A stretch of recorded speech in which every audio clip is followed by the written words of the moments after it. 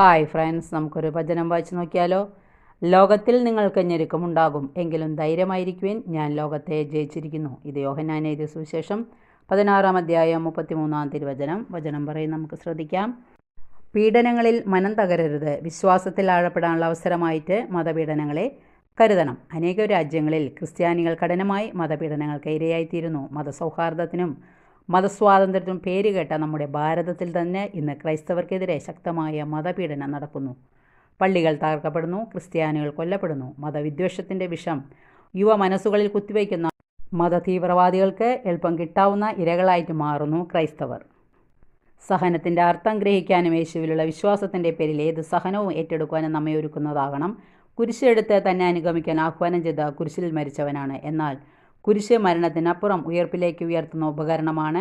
കുരിശിൻ്റെ വഴി ഉത്ഥാനത്തിലേക്ക് നയിക്കുന്നു എന്ന് നമുക്ക് മറക്കാതിരിക്കാം.